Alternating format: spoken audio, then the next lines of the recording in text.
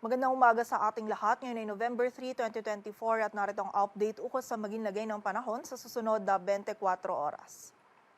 Kaninang alas 2, yung mga kaulapan or cloud cluster sa silangan ng Mindanao sa labas ng ating area of responsibility ay isa na ngayong ganap na low pressure area at huli itong namataan sa layong 1,605 kilometers silangan ng northeastern Mindanao. At ayon po sa ating latest analysis ay mababa yung tsansa nito na maging bagyo within the next 24 hours at wala rin po itong direct effect sa anumang bahagi ng ating bansa. Ngunit hindi po natin inaalis yung possibility na sa mga susunod na araw or in the next 24 to 48 hours ay posible po itong pumasok sa loob ng PAR. So continuous monitoring po tayo and patuloy na magantabay sa updates na ipapalabas ng Pag-asa. Samantala sa kasalukuyan po, yung easterlies o yung mainit na hangin mula sa dagat Pasipiko yung umiiral dito sa may silangang bahagi ng Luzon at Visayas kung saan ngayong araw yung buong bahagi po ng ating bansa ay patuloy na makakaranas ng mga isolated na mga pagulan dulot ng easterlies at ng mga localized thunderstorm. Samantala sa mga susunod na araw naman po, possibly by Tuesday onwards,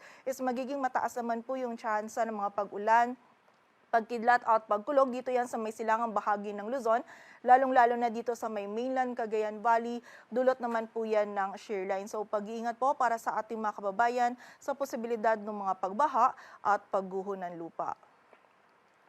At para nga sa magiging lagay ng panahon ngayong araw ng linggo, dito sa bahagi ng Batanes at Babuyan Islands ay meron lamang po tayong mararanasan ng mga isolated na mga mahinang pagulan or pag-ambon dulot yan ng northeasterly surface wind flow. Samantala, dito naman sa Metro Manila maging sa nalalabing bahagi ng Luzon ay meron lamang po tayong mararanasan pa din ng mga isolated o yung mga biglaan at mga panandaliang pag-ulan, pagkilat at pagkulog, lalong-lalo na po yan sa hapon at gabi, dulot ng easterlies at ng mga localized thunderstorms. Ang ating mga regional offices po ay nagpapalabas pa rin ng mga thunderstorm advisories or mga babala ukol sa mga pag-ulan na ito.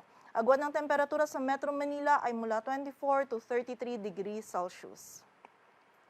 Samantala sa bahagi naman ng Visayas at Mindanao ngayong araw ay patuloy din po tayong makakaranas lamang ng mga isolated na mga pagulan dulot pa rin ng easterlies at ng mga localized thunderstorms. And during severe thunderstorms po, posible pa rin maging katamtaman hanggang sa mga malalakas na pag-ulan yung maranasan natin na maaari po magdulot ng mga pagbaha at pagguho ng lupa. So pag-iingat pa rin po para sa ating mga kababayan. Agwan ng temperatura sa Cebu ay mula 26 to 32 degrees Celsius at sa Davao naman ay 24 to 34 degrees Celsius. At para naman sa lagay ng dagat baybayin ng ating bansa, wala po tayong nakataas na gale warning kaya malayang makakapalaot yung mga kababayan nating mga isda, pati na rin yung may mga maliliit na sasakyang pandagat. Dito sa Metro Manila, ang araw ay sisikat mamayang 5:52 ng umaga at lulubog mamayang 5:27 ng hapon. Patuloy po tayo magantabay sa updates na ipapalabas ng Pag-asa at para sa mas kumpletong impormasyon, bisitahin ang aming website pag-asa.dost.gov.ph.